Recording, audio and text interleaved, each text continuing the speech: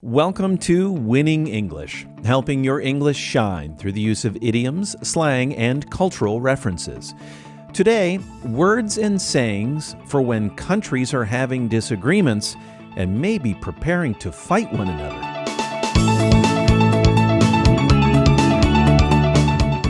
Last week, I covered a heavy topic, COVID-19, with words and phrases for when you get sick. I know I promised to cover happier topics, but I felt like I had to cover yet another heavy topic, words and phrases for times when countries are fighting with one another. Many people who watch international events are talking about the escalating tensions between the United States and China. How bad things will become will depend on whether the two countries see one another as competitors, adversaries, or enemies. Each country has hawks and doves in its leadership.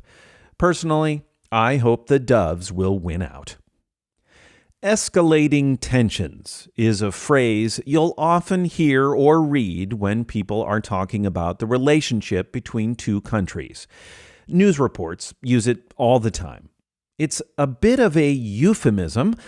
A euphemism is a word or phrase that sounds nicer and gentler than the thing it's referring to. For example, escalating tensions is a euphemism for two countries getting more and more angry with one another. Maybe even some troops are even fighting one another. Diplomats and politicians often use euphemisms. In international relations, whether two countries are competitors, adversaries, or enemies is very important. Competitors are trying to win, but at least they are peacefully playing by a set of rules.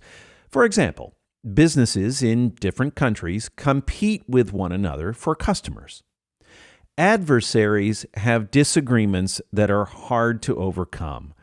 Usually, countries that are adversaries have different ideologies. An ideology is a set of ideas that all work together to form a point of view. For example, capitalism and socialism are often seen as ideological adversaries. Countries that are adversaries are usually committed to their ideology and don't get along well with countries that have a different ideology. Finally, enemies are people you are prepared to go to war with. Enemies often end up fighting one another. In any country, there are always people who are going to be more interested in going to war and others who are more interested in preserving peace. It's very common to use the word hawks and doves to describe these two groups. Hawks want to fight, while doves want to be friends. These animal labels get used in other parts of life too.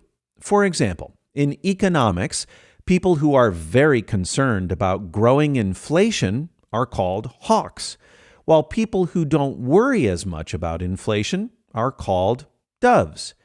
Inflation hawks want to go to war with inflation and stop any amount of it, while inflation doves are more relaxed and are okay with some inflation. Thanks for being part of Winning English. Make sure to hit that subscribe button. Also, sign up for the email newsletter at winningenglish.substack.com to get additional content like a transcript of this video and other helpful images and links. In the latest edition, I talk about how one simple hand gesture can be nice in the United States, but if you do it the wrong way in the United Kingdom, you will be very insulting. Please follow Winning English on LinkedIn, Facebook, and Instagram as well. But most of all, remember, if you like Winning English, please tell a friend. Talk soon.